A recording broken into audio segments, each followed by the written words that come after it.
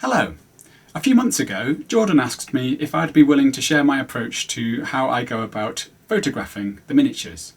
In particular, he was referring to Kingdom Death Monster. So today I'm going to do just that. I tend to use one of 3 different locations to shoot my miniatures, depending on the size of the footprint of the game that I'm shooting. So I'm going to briefly show you the first 2 before we sit down and actually do a photo shoot of the butcher for Kingdom Death Monster. Firstly, if I'm shooting a game that has quite a small footprint, like Descent or Imperial Assault, or if I'm just shooting a single miniature, I'll usually do that in my figure cabinet, which I'm going to show you briefly now. So here's my figure cabinet, and this is where I usually shoot the miniatures. Here's the butcher. This is a felt sheet which came with the Foldio 360, which I kickstarted a few years ago. This is the light grey one, but I've also got one in black and one in white. It's a nice material because it's very non-reflective, so you get a very nice smooth looking background. And this is just stuck on with white tack at the back. So if I want to switch the backgrounds, I can simply take one out and place the other one in.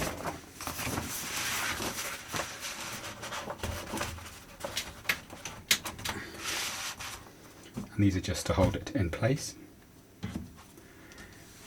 And of course, if I'm shooting something like Descent or Imperial Assault, I will lay out all the tiles like so and put the figures on top. So this is where I take my shots of single miniatures or games like Descent and Imperial Assault. For Star Wars Legion, I need quite a bit more space, so we're going to go upstairs to my bedroom in the loft. So this is the corner of my bedroom where I shoot all of these Star Wars Legion photographs. This is a 6 foot by 3 foot dining table, whose legs I have chopped off. And for Star Wars Legion, I just use the natural light provided by the Velux windows, which just goes to show you don't need expensive lighting to take nice images. The background here is just some brown packing paper, which I sprayed with Army Painter spray cans, and that's just stuck on with Velcro, so I can remove it if needed. It's an incredibly fun game to shoot, and obviously there are lots of creative options in terms of how we frame our shots when taking our pictures for Star Wars Legion.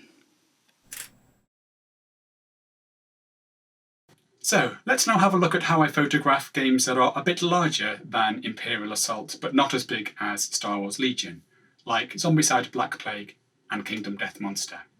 Before I do though, let's briefly take a look at the lighting that I'm using. So I'm using quite a strong LED lamp, which has quite a large softbox, which is reflective inside. And this is designed to just scatter the light to create a nice diffuse, even light to work under. You can also see I've got this mounted on a boom arm. This lets me easily move the lamp around, but also means that I'm not taking up valuable floor space with a stand, which is really important when you're working in such a tiny room as this. So, I'm now going to set up the Kingdom Death Monster board, and I'm going to be shooting the miniatures here on my desk. So I've got the Kingdom Death Monster board here, which is actually too big for me to fully open, but there's enough there for our needs. Now, the important thing with Kingdom Death Monster is that I want a really black background. So I've got here some black foam board. It's just ordinary 5mm foam board. And this is going to be my backdrop. If I place the foam board at the back like this, you can see already it's not actually that black because it's reflecting so much light from the lamp. So all I'm going to do is tilt it forwards and prop it up with a couple of scenic products. And you can see already we've got a really black background and a nice gradation here as the gaming board fades into the blackness at the back. As I'm doing this, I'm actually wedging the board against my keyboard here to stop it from slipping back. And I obviously need to check that there's no chinks of light showing anywhere along the back here. Before moving on, we'll just take a quick look at the equipment I'm actually shooting with. I'm currently using the Panasonic Lumix GH5, which is the same camera I use for filming, as you can tell by all the paint. And this has got the 12 to 60mm zoom lens, and I typically take my photos with the zoom usually fully extended. This is a nice sturdy tripod by Manfrotto. And this is a small carbon fibre slider by Zecti, which I sometimes use for getting sliding shots with. So we've got the board in place, the light is positioned so it's shining down onto the subject, and I've got some miniatures out ready to begin our photo shoot. This is obviously a very important part of what I do, because hardly anybody else in the world is actually going to see the physical painted miniatures. Therefore, it's really important that the photos we take accurately capture and depict the colours, texture and detail of the paint job. So that means the subject needs to be in focus, the image has to be properly exposed, and the colours need to be accurately captured and rendered. So we're now going to hop over to the camera display so I can share with you some of the specific settings that I'm using to capture these photographs.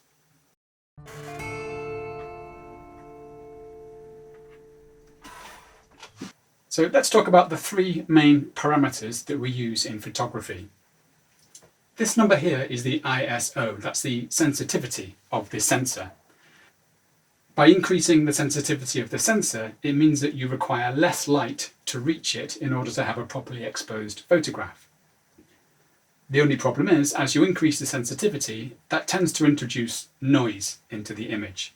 So I generally keep the ISO nice and low, and I believe 200 is the lowest ISO setting for this particular camera. Next we have the shutter speed, which is this number here, and that is how long the shutter remains open when we take the image. And that's measured in fractions of a second, all the way up to seconds. So naturally, the longer the shutter is open, the more light gets through to the sensor. But of course, the longer you leave it open, the greater the chances of you capturing motion blur if there's any movement either of the subject or the camera. But that's not normally a problem if you're using a tripod. Then we come to probably the most important thing, which is the aperture, which is this number here. The aperture determines how wide the hole is that lets light through to the sensor. And confusingly, the bigger the aperture number, the smaller the hole is. So you can see as I decrease the size of the aperture, or increase the number, the darker the image becomes, because less light is being let through to the sensor. But there's another very important thing that the aperture determines, and that is the depth of field. At a wide aperture, or low number, such as you can see here, the main subject is nicely in focus, but the background is blurred, which is a really nice way to pull the attention of the viewer onto the subject.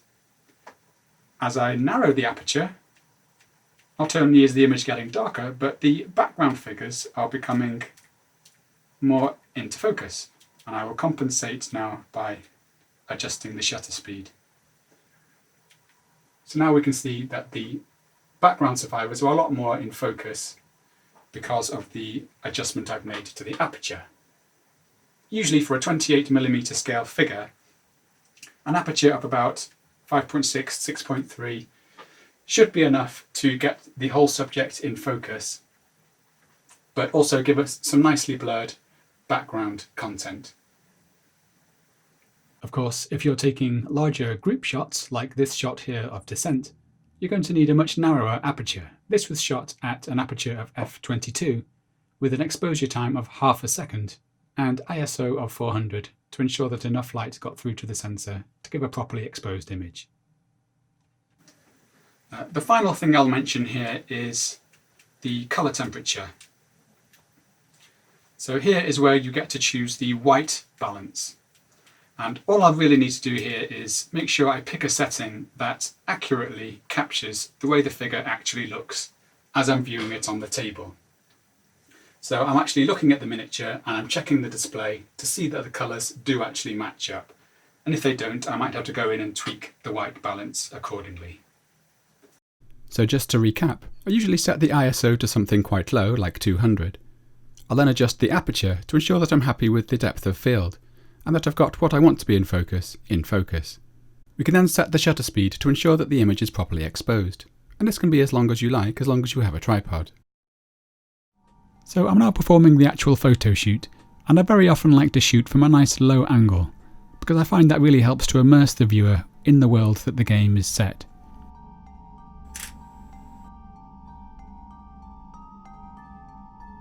But I also like to shoot from a slightly higher angle, to give the impression of how the miniatures might look whilst you're actually playing the game.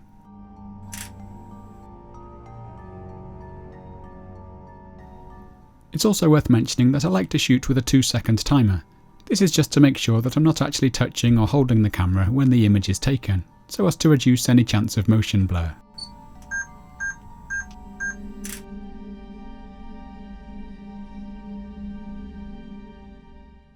Once I've finished shooting, I'm now going to import all of those images into Lightroom on the computer. So I've now imported all of my images into Lightroom, which is just a way for me to batch, store, edit and export photographs. The first thing I'll normally do is just go through the whole lot and make an initial selection to pick out those that I like the best. So I press P on the keyboard to flag any images that I really like as a pick.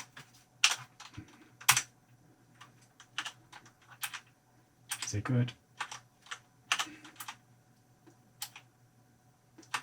And sometimes you can see I've just made some small adjustments to the arrangement of the figures. So it's a question of going through and picking out which ones I like the look of the most.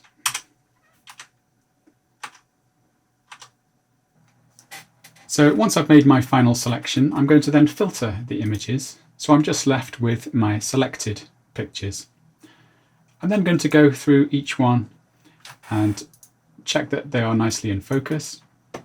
And as long as I've shot the miniatures well enough, there really shouldn't be very much else for me to do now. The main thing I might find myself doing is just adjusting the crop a little bit. So here, for example, I'd like this to be a little tighter.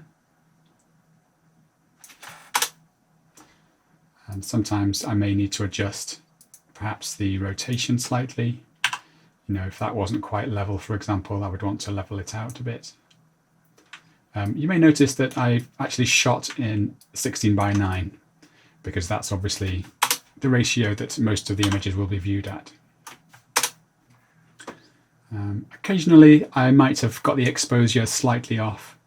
This one perhaps looks just a little bit overexposed, for example. So we can tweak the exposure.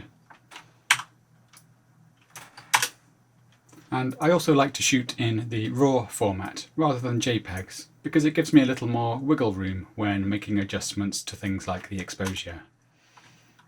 These are the images that I shot in the figure cabinet earlier on with the light grey background.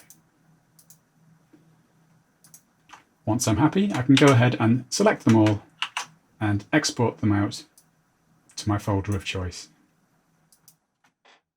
So I hope you enjoyed that look at how I go about photographing the miniatures. Thank you for watching and as always for your kind support. Bye for now.